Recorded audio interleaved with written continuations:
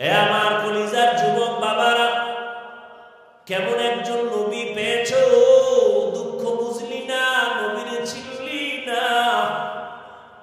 যে নবীকে একটা নজর দেখার জন্য বহু বছর পর্যন্ত পাহাড়ের গুহা একটা সাপ অপেক্ষা করতেছে, নবীকে দেখবে এক নজর। কেমন নবীর আশিক, গর্তের একটা পিপিলিকা বলেন হে মালিক,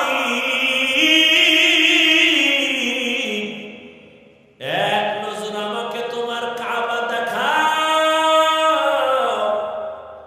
রহমতের নবীর রওজা একটু দেখাও।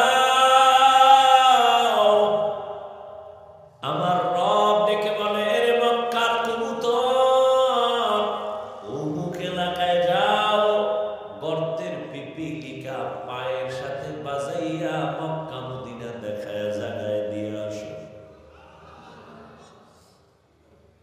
রহমতের নবী খেজুর গাছের সাথে ট্যাক লাগায়া খুতবা দেন, মরা খেজুর গাছ। সাহাবায়ে কেরাম বলেন, নতুন একটা মিম্বর বানায় খুতবা পড়েন, এটাকে বাদ দেন। রহমতের নবী যখন মনস্থ করলেন এটা বাদ দিবে, মানুষ যেমন কান্না করলে আওয়াজ হয়, মরা খেজুর গাছ তেমন কান্না শুরু করেছে। সাহাবায়ে কেরাম বলেন, ইয়া রাসূলুল্লাহ, মরা খেজুর গাছ মানুষের মতো কান্না করে, আওয়াজ শুনি। নবী বলে, চলো, নবীও দেখে কান্নার আওয়াজ। রহমতের নবী বলেন, ও মরা খেজুর গাছ, কি চাও? আমি কি দোয়া করব তাজা হয়ে যাবে, খেজুর হবে, মানুষ খাইয়া শুকর আদায় করবে? পায় না তো কান্না কেন করো বলো? খেজুর গাছ বলে, ইয়া রাসূলুল্লাহ, আপনার বিরহের বেদনায় কান্না করি। এতদিন আপনার শরীরের ছোঁয়া পাইছি, হঠাৎ শুনতেছি নাকি আপনি আমাকে বাদ দিয়ে দিবেন। আপনার বরকতের ছোঁয়া না পাইলে আমার কান্নার আওয়াজ। ও খেজুর গাছ, সর্বশেষ তুমি কি চাও?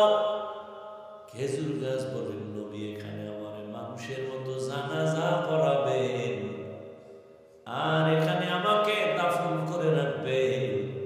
কিয়ামতের দিন আমি আপনার সাথে জান্নাতে থাকতে চাই। উস্তুনে হান্নানা আজ হাজরে রসূল, নালামি জাদহম চুয়ার বাবু। রহমতের নবীর পিপিলিকায় চিনল, সাপ চিনল, দুনিয়ার সব মাখলুকাত চিনল, কপাল পরা মানুষ আমরা চিনলাম না। নেতার জন্য জীবন দিছরে যুবক, কেন? কয় নেতা আমারে টাকা দেয়, আমারে পোশাক দেয়, আমারে চাকরি দেয়, আর আমার নবী চ্যালেঞ্জ করে গেছেন, আমি বিদায় বেলা দুটো জিনিস আমি রেখে যাই, যদি ধরে রাখো। আমি চ্যালেঞ্জ দিলাম, ঈমানও যাবে না, সম্মানও যাবে না। কয় জিনিস? আমি কিন্তু মোনাজাত দিয়ে ভালো বাবা, কানলেও কাম হইতো না, যদি হাত দুইটা উঠাইয়েই ফেলায় শেষ। আর আগামী বছর বাঁচবো কিনা, আসবো কিনা, সেটা পরের চিন্তা। কত কষ্ট করে আসছি, আর আপনারা এটাকে কিছু মনেই করতেছেন না। এই কিছু বান্দা মোবাইল নিয়ে ব্যস্ত, কি বয়ান শুনবে এরা? 24টা ঘন্টা মোবাইল নিয়ে মরে। বেহেশতের বাগানে আসছে, যেখানে বসলে গুনাহ মাফ, হেন মোবাইল নিয়ে ভালো। মর, মোবাইল নিয়ে মর, কাফনের ভিতরে লয়ে যাবি। ফেরেশতা আসলেই বলবি আগে সেলফি, পরে প্রশ্ন। লজ্জা না থাকলে কোনো কথাই ধরে না। আরে আমি হাফিজুর রহমান কেন? ওই যে বলছিলাম, রহমতের নবীর 13 বছর বয়ানেও কালেমা বলে না, এর নাম কফা। নবীর বয়ানে ঝামেলা আছে?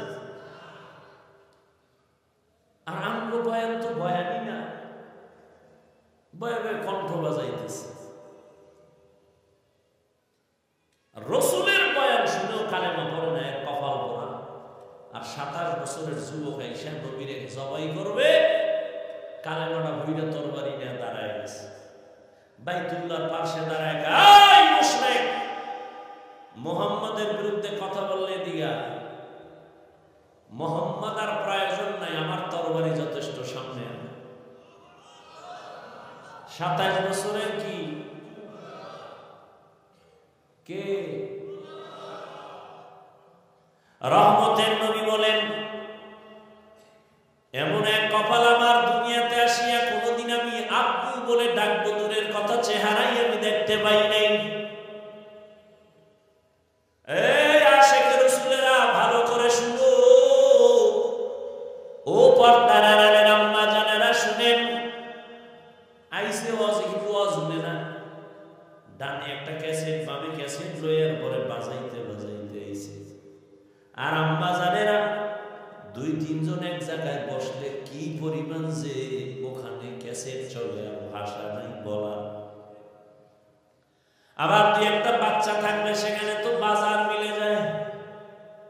আবার যদি মোবাইল থাকে, সব আউলা জাউলা ওয়াজে আসছে, বিদায় বেলা খালি আসছে, খালি স্বামীরে জিগায় কি ওয়াজ শুনছো? বাচ্চার কান্নার কারণে শুনতে পারি নাই, শোনাও। আমি মোবাইল নিয়ে ব্যস্ত ছিলাম, কি ওয়াজ আমার আবার শুনতে হইব। কথা শুনাও, মোবাইল আড়াই নাইছে, কি শুনাও? আমও গেছে, সালাও গেছে। রহমতের নবী বলেন, আমি আব্বা বলে ডাকবো, দূরের কথা বাবার চেহারা দেখি না, 6 বছরের মা হারায় ফেললাম। চতুর্দিকে আমার দুশমন আমাকে হত্যা করার জন্য আমাকে বারবার আক্রমণ করে আমার পথে কাঁটা দেয়। ঠিক আমি মুহাম্মদ যদি মোনাজাত দিয়ে বলতাম, হে মালিক, উহুদের পাহাড় স্বর্ণ বানায় দাও, রব আমারে স্বর্ণ বানায় দিতে, কিন্তু আমি বলি নাই। আমি গরিবী হালাত চাইছি আর দোয়া করছি, হে আল্লাহ আমারে গরিবী হালাতে রাখিও, গরিবী হালাতে মরণ দিও, কিয়ামতের দিন গরিবের সাথে হাসর করাইও। এ জমিনের গরিব, বড় লোকের বাড়ি গাড়ি দেখা পাগল হইয়া আফসোস করিস না। রহমতের নবী বলেন, আমি মুহাম্মদ বলে গেলাম, কিয়ামতের দিন ওই বাড়ি গাড়ি টাকাওয়ালা 500 বছর আগে গরিব জান্নাতে চলে যাবি। কোন গরিব? যে গাঁজা খায়। আমার দেশে গরিব নেই গাঁজা খায়। আইকা হুজুর জাকাত দেন, ধনী লোকের সাহেব কিছু দেন, গরিব মানুষ দিছে গিয়ে হেদি গাঁজা খায়। আল্লাহ হেদায়েত দান করুন। শুনো যুবকেরা, আমি কি কথাটা টানতেছি। রহমতের নবী বলেন, আমি দোয়া করলে উহুদ পাহাড় স্বর্ণ হয়, আর সেই ব্যক্তি আমি পেটে পাথর বাইদা ক্ষুধার কারণে কাজ করতেছি। আর তুমি টাকা পাওয়ার জন্য আল্লাহ মানো না, নবী মানো না, পর্দা লঙ্ঘন করো, আবার শ্বশুর বাড়ি থেকে পচা পায়খানা নামের যৌতুক এলাকায় নেই। এটিকে এখন চিন্তা রাখছেন কেন? কচু গাছের সাথে বেঁধে দেন। যারা যৌতুক নেয়, দেয়, যারা সহযোগিতা করে, সবাই ডাকাত, সবাই জালেম। আপনি ঠিক বললে ঠিক হবে, এর আগে হবে না। ইসলাম বলছে হারাম। এরা নারী দুশ্মন। যদি কয় বাবা হইয়া মাইয়ার পক্ষে যৌতুক দিবে, বাবাও জালেম। এই ঘরের সংসার কোনদিন শান্তির হবে না, ভালো সন্তান ওই সংসারে আসবে না। এর পর্দার আড়ালের আম্মা জান, ধন্য আপনার জীবন। আজ 11টা সন্তানের মাথায় পাগড়ি দিলাম, কোরআনে হাফেজ। খবর নিয়ে দেখেন ওদের মা বাবার মতো ঈদের আনন্দে আজ আর কেউ নাই। রহমতের নবী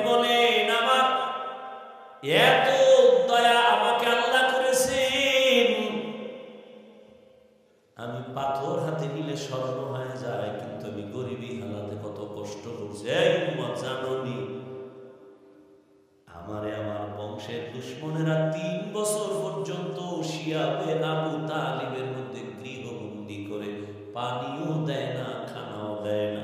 আমি মুহাম্মদ গাছের পাতা সিরা সিরা চাবাইয়া চাবাইয়া পেটের ক্ষুধা নিবারণ করেছে।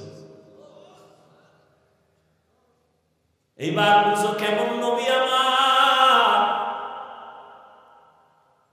রহমতের নবী বলেন এই বিপদকালে আমার আব্বা নাই যে আমি টেলিফোন করবো, আব্বু আসো আমার উপরে বিপদ, আম্মুরে বলবো আম্মু দোয়া করিও বিপদ, আমার আব্বু নাই আমার আম্মু নাই, আমার সবাই দুশ্মন।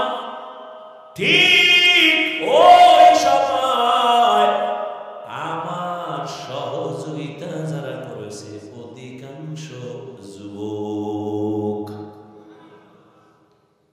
যুবকেরা আমার উপকার করেছে, অধিকাংশ বুড়ারা আমার বিরোধিতা করেছে। ওই যে যুবক একটু আগে বলছি, কয় বছর? 11 বছরের আর এক সন্তান গিয়া নবীর হাতে হাতটা লাগায় কয় আমি কালেমার জন্য রেডি হয়ে গেলাম। কয় বছর? এতদিন ছিল চাচতো ভাই, এখন রাসূলের সাহাবী, কিছুদিন পরে হবেন জামাতা। কে? হযরত আলী। 11 বছরের আগে নবীর হাতে হাত লাগাইছেন। ও নবীনগরে মুসলমান যুবক বাবারা, তোমার বয়স মাত্র 25 থেকে 30-এর কোঠায়, বলো তুমি আমার রাসূলের আদর্শের কি উপকার করেছো? একজন যুবক দাঁড়িয়ে রাখছে, বলছনি আলহামদুলিল্লাহ ভালো কাজ করেছো, আমি পারি না, দোয়া করিস আমিও রাখবো। এটাও যদি বলতে পারতি কপাল খুলতো, কিন্তু পারো না, উল্টা ধাক্কা দিয়ে বলছো তোর বয়স কত? এত তাড়াতাড়ি বুঝুল, একটা ধাক্কা দিয়ে দিয়েছে, যুবকের মনটা খারাপ হয়ে গেছে। রহমতের নবী বলেন যুবক আমার উপকার করেছে, বুড়ারা বিরোধিতা করেছে। রহমতের নবীর চিনিনারে যুবক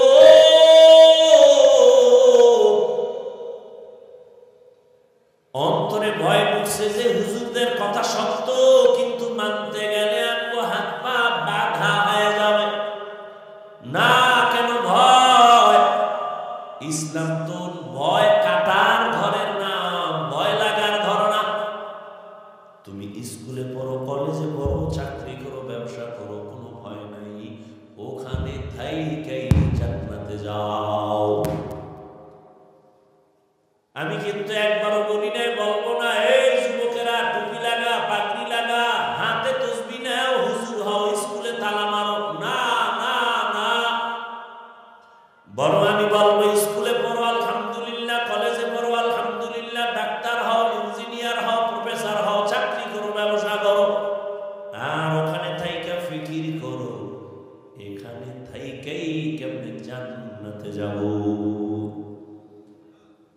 তোমার মতো যুবক তাকায় দেখো, স্কুলে পড়ে, কলেজে পড়ে, জীবনে মাদ্রাসায় পড়ে নাই, 5 ওয়াক্ত নামাজিও নাই, অশেষ তোমার জন্য। তোমার কপালে, তুমি এবার বাড়ি মারো আর কও তোমার কপালে তো খারাপ, কেন তুমি পারো না কেন? তোমার মতো যুবক তাকায় দেখো, রাস্তায় গাড়ি চালায়, আজান হয়, নামাজে দাঁড়ায় যায়, তুমি কেন পারো না? তোমার মতো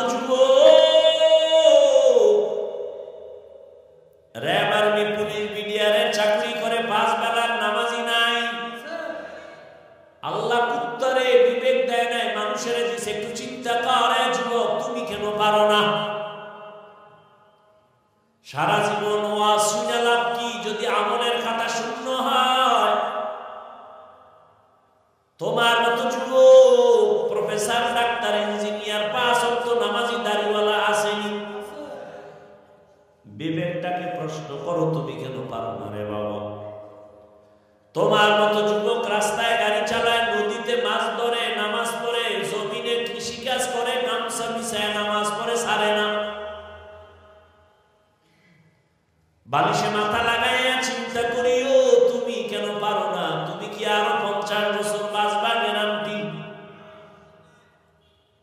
এমন একটা দিন নাই যুবকের লাশ আর লাশ, করোনায় যুবকের লাশ, ডেঙ্গুর মধ্যে হসপিটালে যুবকের লাশ, বাসের নিচে যুবকের লাশ, পানির মধ্যে যুবকের লাশ, ঘরের ঘুমের বিছানায় যুবকের লাশ, মরণের মধ্যে শুধু যুবক যুবক যুবক মরে। বাইক নিয়ে বের হইছে আম্মু বাজারে যাই রসুল্লাবাদ, আধা ঘন্টা পরে বন্ধুর সাথে মোলাকাত করে আসবো। 2 ঘন্টা পরে টেলিফোন আসছে, এই টেলিফোনওয়ালাকে? কয় টেলিফোনওয়ালার মা। তোমার স্বামী কোথায়? কই আছে? কয় দাও। স্বামীরে কয় এই মোবাইল তোমার ছেলের নিকা। হ্যাঁ। কয় তাড়াতাড়ি লাশটা নিয়ে যাও। আজ তুমি সুস্থ বসে আছো, কালকে এই সময় তুমি সুস্থ থাকবা, বেঁচে থাকবা গ্যারান্টি? কিসের বাহাদুরি? ও যুবক, ডাক্তার হও, ইঞ্জিনিয়ার হও, প্রফেসর হও, চাকরিজীবী হও, ব্যবসায়ী হও, তবে আমার একটা দাবি, ও পর্দার আড়ালের আম্মা জানেরা, ও কিন্তু বাবাজিরা, আমার দাবি একটা, সন্তান তারে ডাক্তার বানাবেন, ইঞ্জিনিয়ার বানাবেন, চাকরিজীবী